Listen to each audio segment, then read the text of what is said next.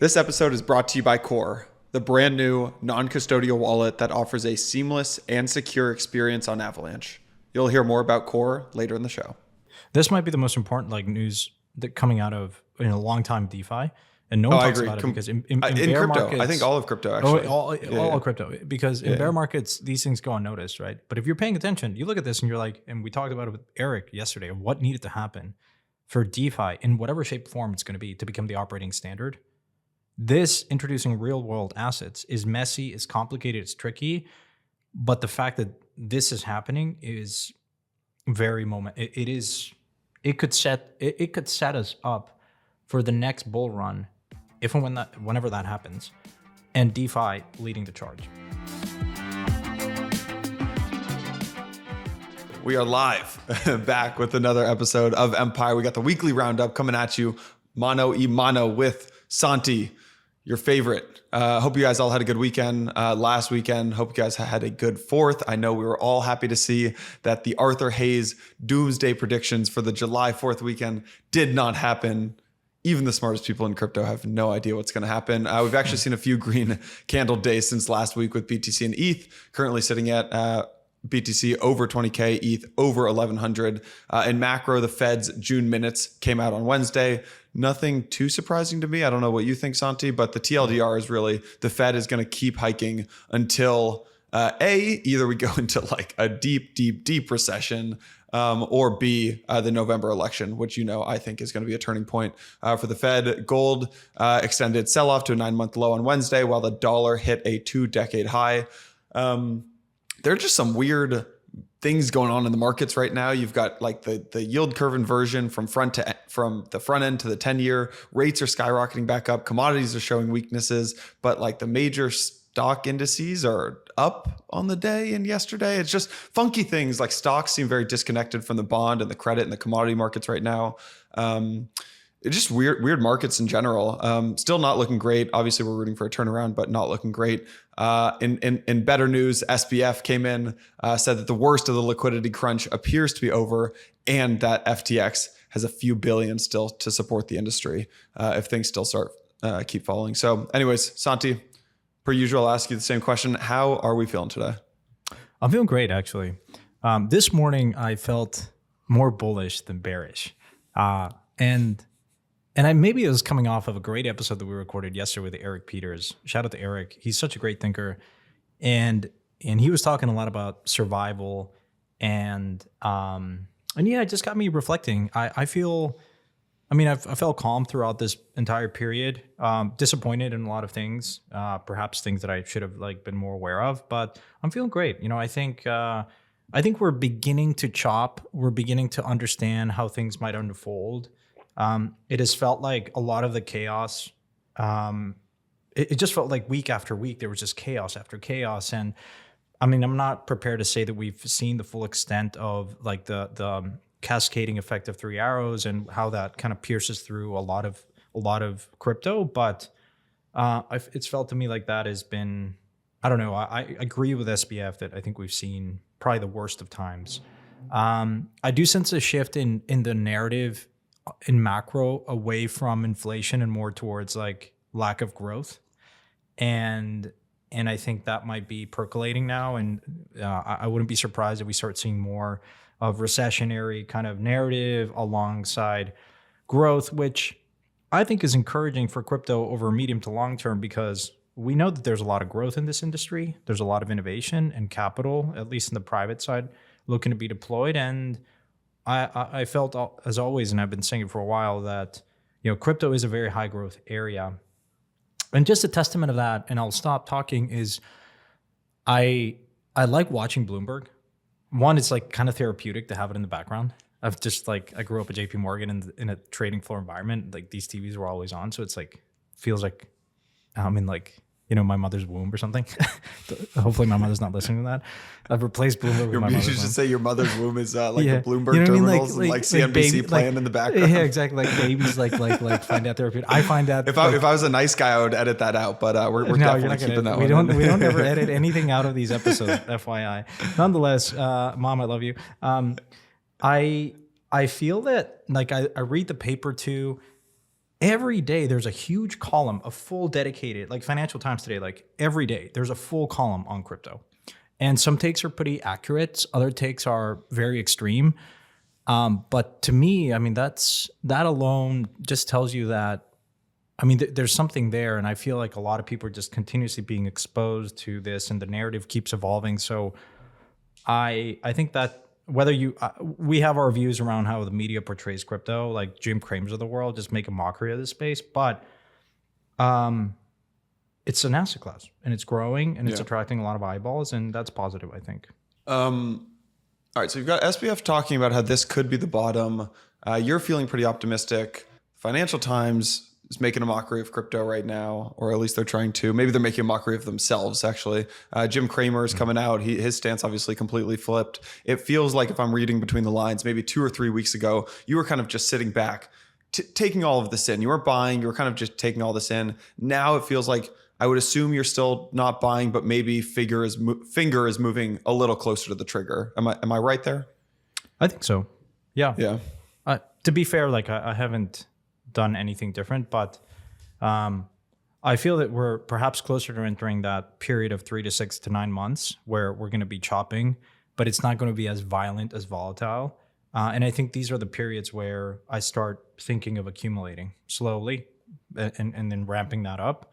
Interesting feature, and this is not an endorsement to FTX, but they just rolled out, I think, a TWAP feature. If you're using, which I think has always been like TWAPing into these positions, cost averaging your way in, however you want to do it, is always like for me, it's been a sensible strategy where I'm not looking at time markets. I'm just looking to accumulate a certain allocation of my portfolio over some period of time. Yeah. All right. Today's episode, we are talking about the latest updates on Contagion running through CeFi. It might get a little repetitive. It might feel like that, but I personally feel like it's really important to just review what's happening with Voyager, BlockFi, Celsius, Three Arrows, Alameda, etc., SBF coming in, FTX. So we're going to give a couple of quick updates there. An update on the BTC miner crises and contagion that is flowing through miners right now. We've been talking about it. It's starting to finally hit. MakerDAO has some really interesting things that we're going to talk about, bringing real world assets. If you ever see RWA, that's real world assets into DeFi. And then if we have time, I might ask Santi a series of some insider questions that I want to get his take on. And if we don't have time for that, we will put him on the spot next week. So anyways, Santi, ready to dive in? Let's do it. Amazing. All right. Voyager update. Alameda's $500 million line of credit could not save Voyager, crypto brokerage Voyager, who just filed for Chapter 11 bankruptcy on Tuesday.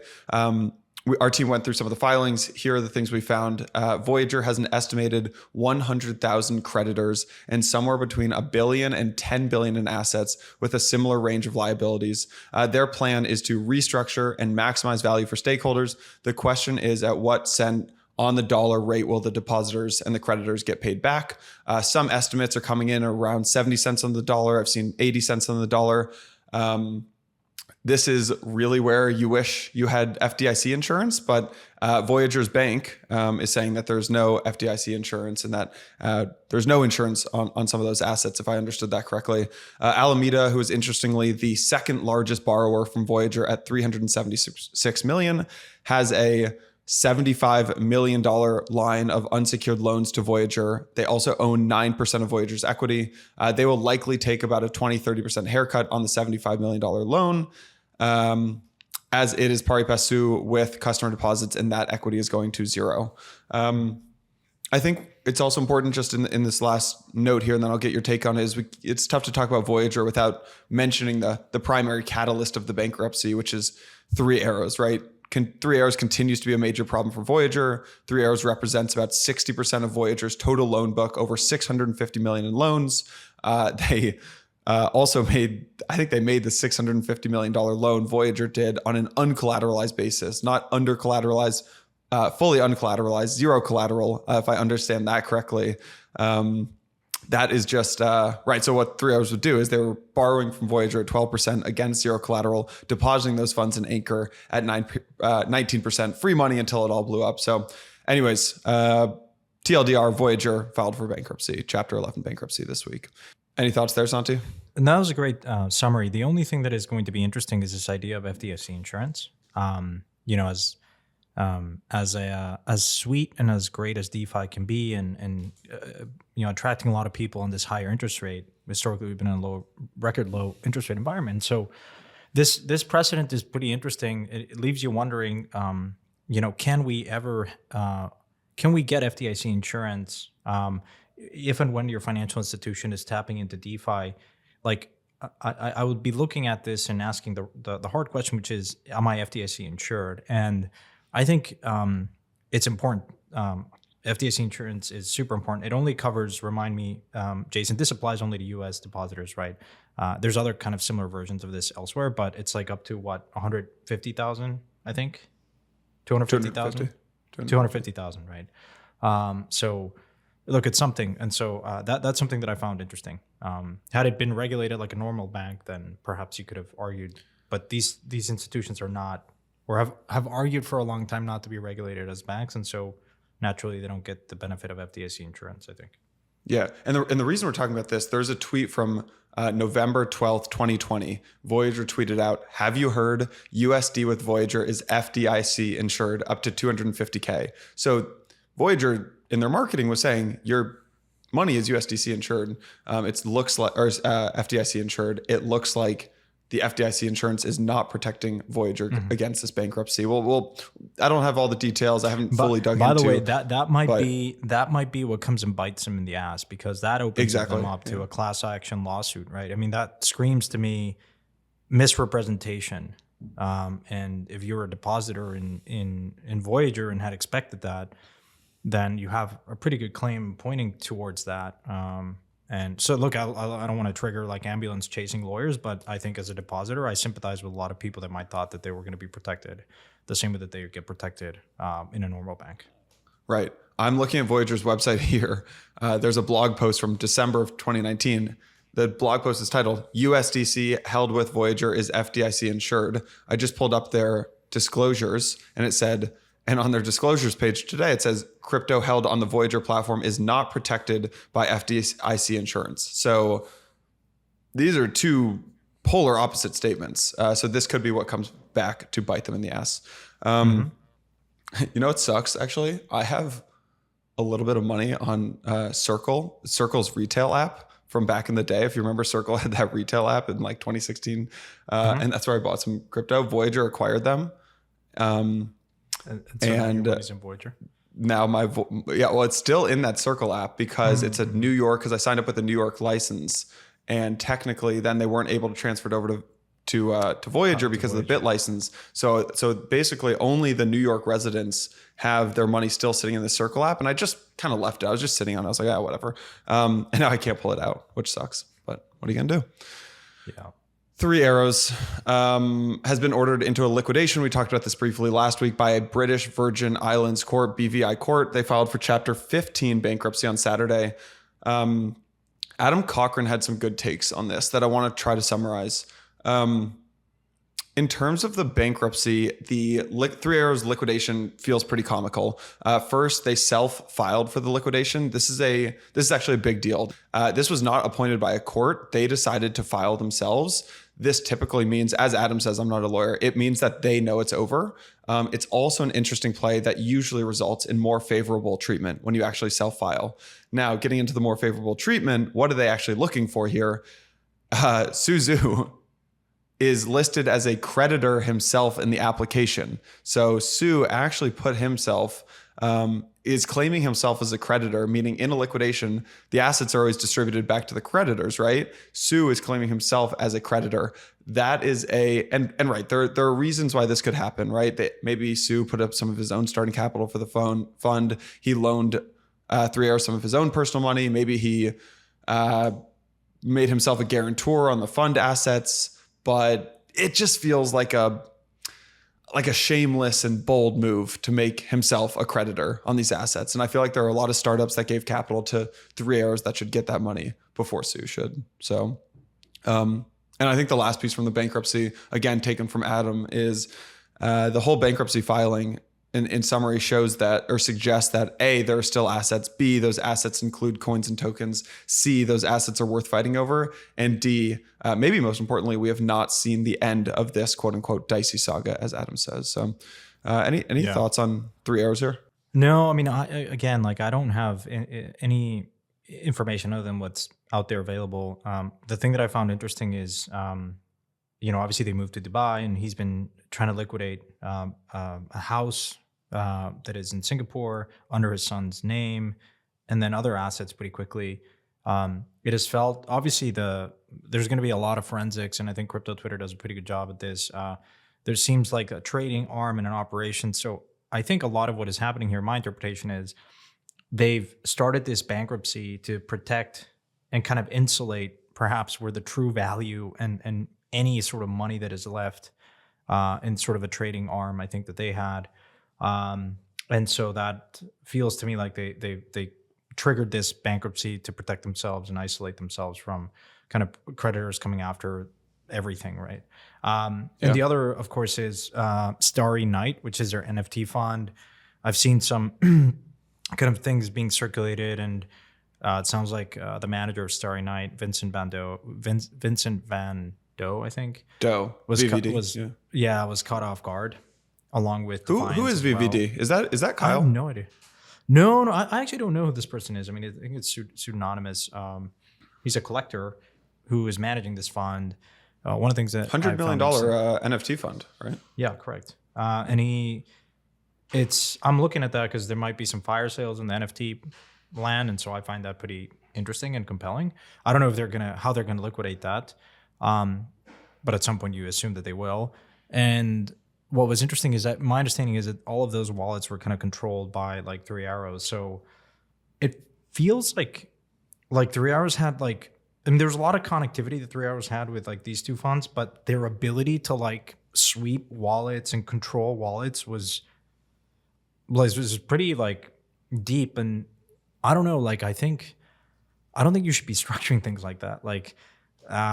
If someone even if they have like some sort of majority ownership, you typically have like some sort of like compliance and processes in place where in order to move assets, you need to have like 2 or 3 approvals. And I don't know, these are the things that you have certain protocols internally as a fund to like make sure that there's not like key man risk. Like if like Kyle were to go crazy or Sue goes crazy, like he can't just sweep a wallet, but it sounds like they actually could, which to me just screams like who advised them on the structuring of this stuff? You know what I mean? Like it is alarming, candidly. And you should never skip on lawyer fees and accounting fees as much as they are painful. But like in this asset class, like you just need to structure things in a very like as perfect way possible, because I don't know, like these things are pretty real and you never think that it's going to happen to you. And then, it does. So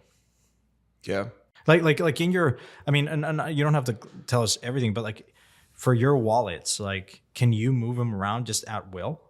Or do you have like a controller and like maybe your co-founder that like there's a multi-sig and people need to sign and like approve a transaction over a certain threshold? Like these are like common governance practices, best practices that exist, not only in crypto, but just in any company. I mean, not pretty much all of my crypto is you need a multi-sig to move it. There are multiple signers. I cannot move probably 95% of my crypto. There you go. And yeah, so were you an investor, an LP in Defiance in Arthur's fund? Nope. No. I had no exposure to Three Arrows or Terra or any of that, knock on wood, but no. Yeah.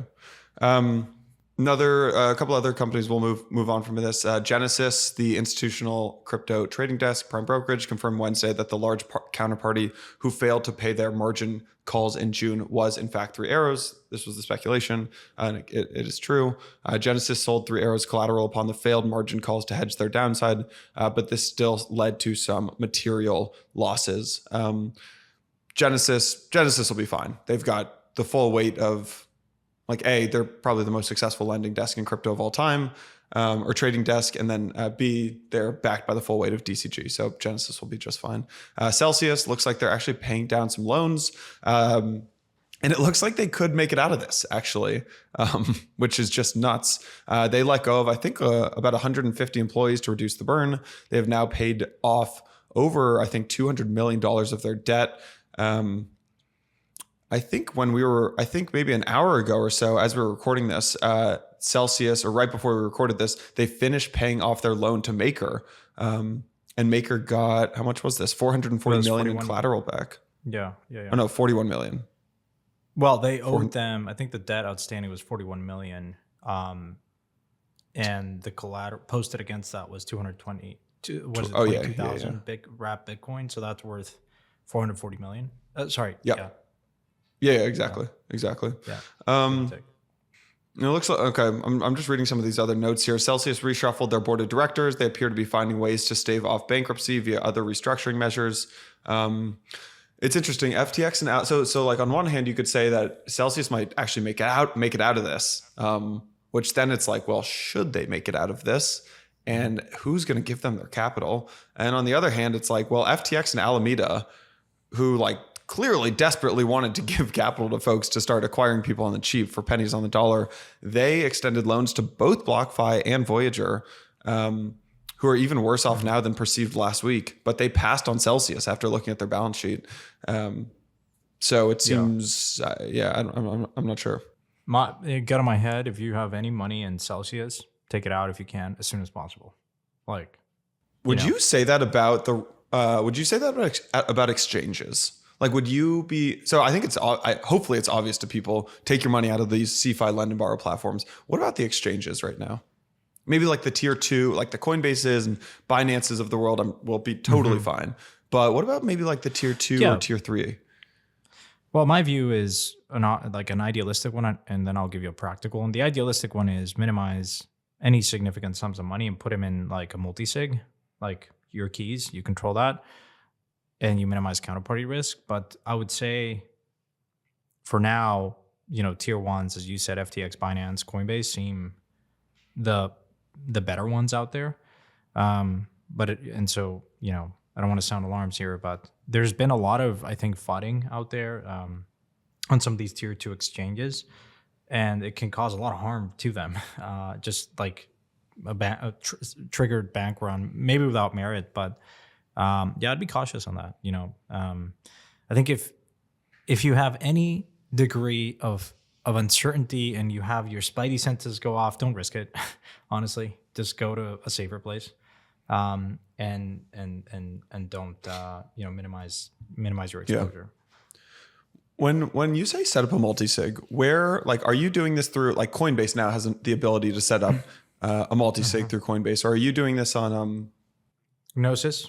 Like Gnosis, like thank you. Yeah, it's tricky, right? Because Gnosis only covers, my understanding, I think, is only like Ethereum and ERC20 tokens. They may have launched in Solana, but actually, for now,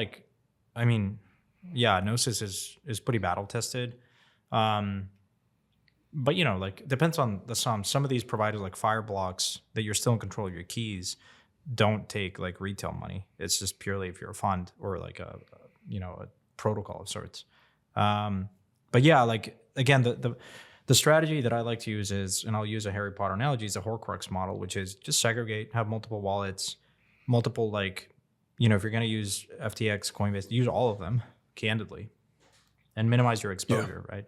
If one wallet gets compromised, if one counterparty gets compromised, you don't lose it all. And so I think that strategy is, I think, a sensible one. Yeah. Not just in this environment, just in any environment. You want to have multiple layers of redundancy and diversification. I agree.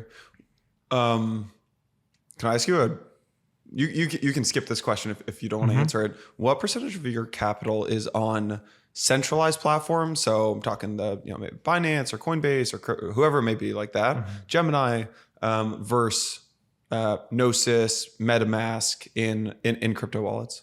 Of my crypto portfolio? Of your crypto portfolio, yeah. And then the third bucket would be self-custody, like a Ledger or a Trezor. Oof, 1% of my assets are with maybe no more than 5% are with centralized institutions that control my keys. I'm comfortable with that. Yeah. Cool. Yeah. Moving on. BlockFi announced their deal with FTX. While the rumor was a buyout at a measly $25 million valuation, the real deal involves $680 million of total potential capital. There's a $400 million credit facility, and then the option for FTX to acquire the firm at up to $240 million. I think if they hit, I think it's honestly like, I think it's like an earnout, basically. Like Zach and Flory have to probably stay on and hit different milestones. So much better than the original deal, but still values BlockFi at much less than the. Is it?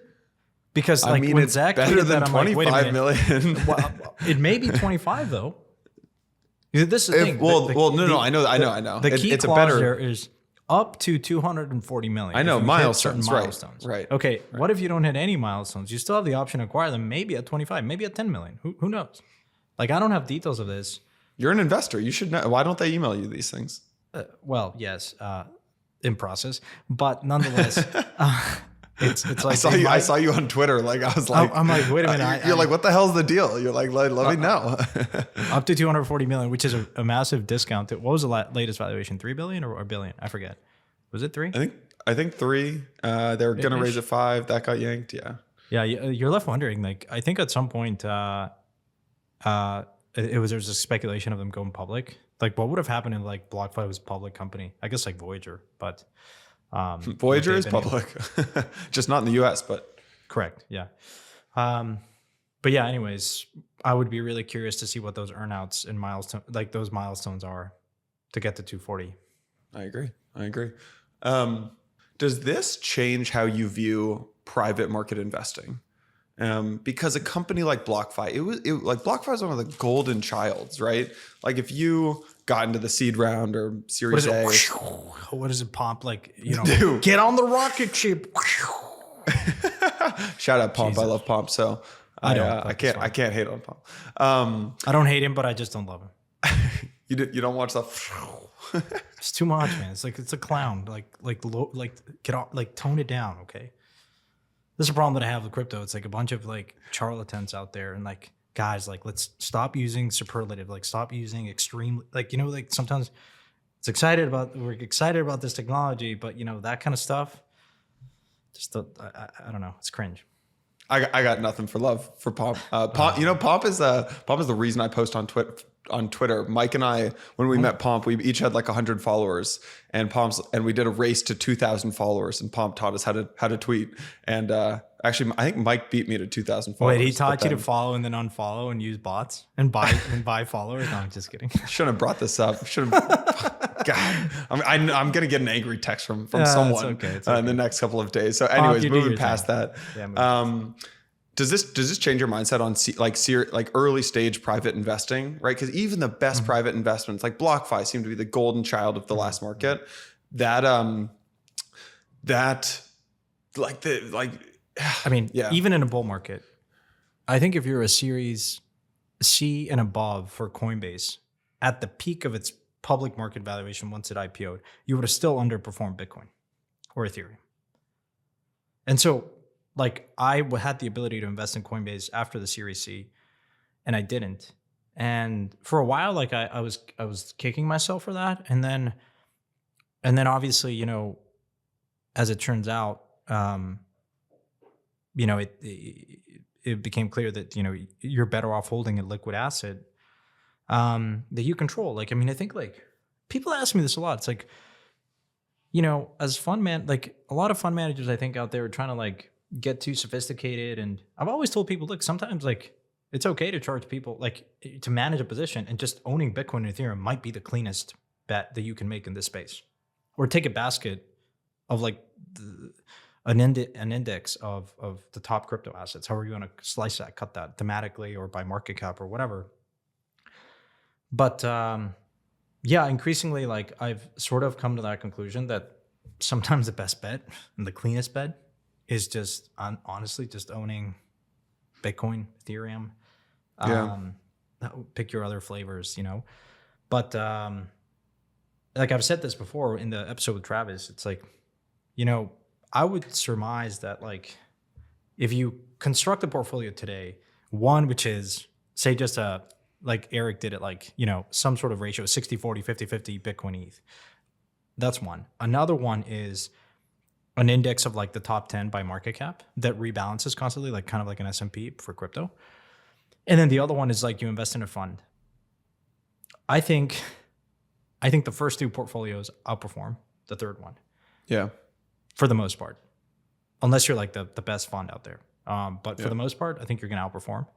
And the nice thing is that the first two strategies, anyone can access, literally. And so that's like, the last thing I'll say is like, there's a great interview of a lot of really good hedge fund managers, including like, or venture guys like Andreessen Horowitz, like Mark Andreessen. He gets asked this question like, hey, if you had like $10 million, $100 million today, $1 million today, like where would you invest it? Coming from one of the best investors of all time, honestly, I would just put it in the S&P index and let it ride. And, you know, like we talk a lot about the catalyst for next cycle and what really is going to take crypto mainstream. I think it's hard to predict these things, but a rebalancing index is going to capture that. And from a time management perspective, it will do that for you. And so like, as simple as it may sound, I think those strategies will outperform most, like 99% of other strategies out there. Yep. I agree. And especially on the private side, like it's tough to say because I like it a lot for a number of reasons. There is sort of this power law dynamic that like 1, 2, 3 investments on the private side super early can make for a lot of your losses. It's difficult. It's not. Yeah. And it's not very scalable strategy either, I would say. It requires a lot of time. I'm moving on. We got a clock. Yes. Bitcoin miners capitulating. If you guys have been listening to the Roundup, you would know this was coming. We've been talking about it. Last week, we talked about how Bitcoin miners are struggling to remain solvent due to high leverage, Bitcoin prices falling, liabilities from pre-ordered mining rigs. On Tuesday, we saw this thesis play out with Core Scientific. They sold 7,202 Bitcoin last month at an average price of $23,000. For anyone doing the mental math on that, that is about $167 million. Why did they do this? They have to cover the cost of their servers, increase data capacity, pay off debts. This represents over 75% of their Bitcoin holdings. Man, what a dagger to have to sell 75% of your holdings. Their CEO noted that they will continue to sell mined Bitcoin to strengthen their balance sheet and enhance liquidity, but noted that they will take advantage of other distressed opportunities as they arrive. That sounds like a nice PR message. Despite the market conditions, Core Scientific says they still expect to deploy another 70,000 new self-mining ASIC servers over the next 6 months, and that they've already paid off 90% of the cost for these new additions. All right, it's happening. Miner capitulation. It's coming.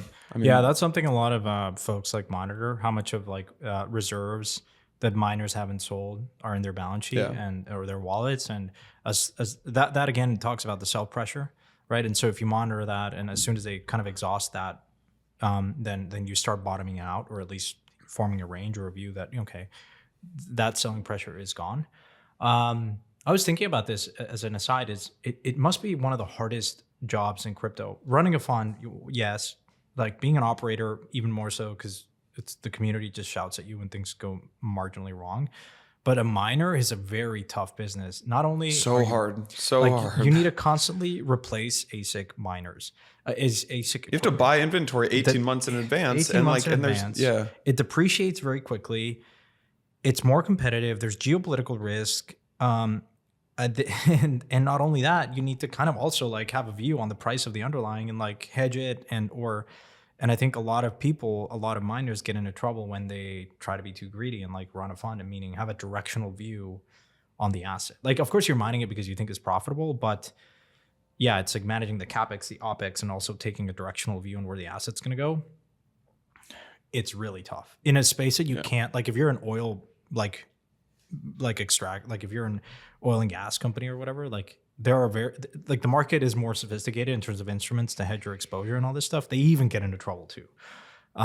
So in crypto, obviously you don't even have these instruments, or the market's not as sophisticated to hedge this sort of stuff. It's possible, but it's like more difficult. So I sympathize with a lot of miners out there. Yeah, I mean, you have lower Bitcoin price right now, higher hash difficulty, higher energy costs. They put put serious pressure on the miners' margins, right? Hash price is now the lowest it's been since I think like October of 2020. I need to look back at the data. That was from a week or two when I was looking at who had that Glassnode. Glassnode's really good for this kind of stuff. But we have a really good mining episode coming up that you guys should, if you guys aren't subscribed to Empire already, you should subscribe. We've got Foundry, which is DCG's mining arm. We've got Galaxy Digital's Bitcoin mining team coming on, and maybe one other person who we'd be lucky to get as well. So that'll be a really good mining episode. We're recording it next week, so we'll try to do a rush edit, get it out next week as well. I think the things to be looking at in mining right now that we'll be sure to talk about on that next episode, distressed debt is definitely coming to mining, right? Opportunities are going to exist for those with dry powder. I would not be surprised to see FTX make a play in the mining space as well. M&A, acquisition of hardware, acquisition of sites, all these things are going to be at a steep discount. I think rigs are going to go on sale at a steep discount as miners kind of start defaulting on their prior, right? Like you were talking about, Santi, you buy these things 18 months in advance. I have a feeling you start to see some defaults on some of those contracts for selling of existing and ordered rigs. And so this is going to give miners with dry powder the ability to expand operations at a much lower cost than ever. Let me ask you one simple question. Would you rather own mining stock or Bitcoin or like Ethereum? Bitcoin, Exactly. for sure. There you go. All right, folks, this episode is brought to you by our friends at Avalanche and Aave Labs. They have just dropped a new crypto wallet called Core. You're going to be hearing a lot about it over the coming months. You can now be one of the first to try it out. Here's the reason I'm excited to partner with them on Empire. Right now, crypto wallets and browser extensions, they feel clunky, they feel non-intuitive. That's why Aave Labs built Core. It's a free, non-custodial browser extension that gives Avalanche users a seamless and secure Web3 experience across the entire Avalanche ecosystem. Here are a few reasons to try Core. Here's what I'm experimenting with. Number one, Core has intuitive dashboards with a unified display for all of your NFT collections, all your crypto assets. You can execute asset swaps directly inside the wallet. It's a really nice experience. Maybe you want to earn yield or borrow against your Bitcoin, but you don't want to do it on one of those C5 platforms right now. Core's native bridging functionality makes it really easy to bridge your Bitcoin to Avalanche's robust DeFi ecosystem. Last but not least, Core makes on-ramping super easy. You can convert dollars to crypto right now using the MoonPay integration. Just takes a few clicks. Download Core today using the link in the show notes. It's really, really nice. If you are interested in the Avalanche ecosystem at all, you have to be using Core. Download Core using the link below. Now, let's get back to the show. Anyways, moving on. MakerDAO is serious about bringing real-world assets into DeFi. Have you been following this with Maker? The Maker community has mostly aligned on the need to onboard real-world assets and other off-chain collateral to help DAI scale and meet user demand. Correct me if I'm wrong, but the kind of reliance on off-chain assets was almost like forced into the protocol in the aftermath of March of 2020 when USDC was onboarded via an emergency vote to help stem a liquidity crisis. I know you were very deep into Maker back then. Yeah, during that time, I think we were running very low on sleep to try to, felt like Maker was in a very precarious situation, and we made the decision, albeit controversial, to onboard USDC. Is that when you got addicted to coffee? Oh, no. I've been addicted to coffee like since I was 12 or something. Can't you tell? The scars? Yeah, exactly. Wait. Can you tell us about that time? Is there anything that happened behind the scenes that was just like, I honestly, I'd love to hear about that time. It just felt like today, people like take for granted how powerful and beautiful DeFi is. Like the extent of these orderly liquidations I always am shocked and surprised in a good way of how good the system works. Back then, there's a couple of things that went wrong, including the most important one, which is Maker didn't have a very good keeper ecosystem, meaning people that liquidate the collateral when the price falls and needs to be liquidated. And it was some things that have been solved. I think it was just too difficult. There was not a lot of documentation. It wasn't easy. Now it's become easier.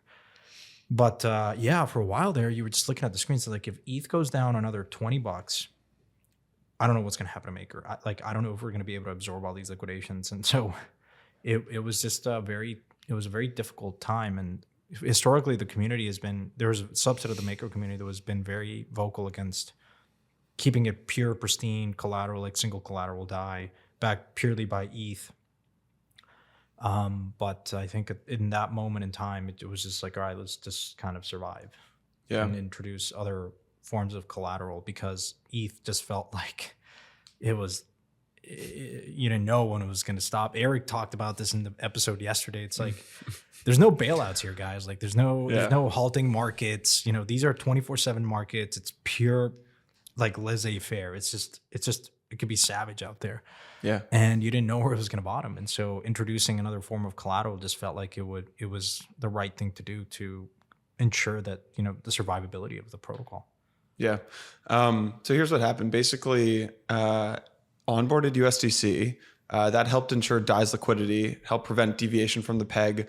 The downside of that is you don't earn any revenues to counterbalance some of the increased credit and centralization risk that maybe you have when you bring on USDC. So TLDR, USDC has been great for Maker to maintain the dollar peg, but Maker misses out on this massive amount of revenue that they could be receiving, right? From the interest on these stables. And so the community passed MIP 6.5 last Friday.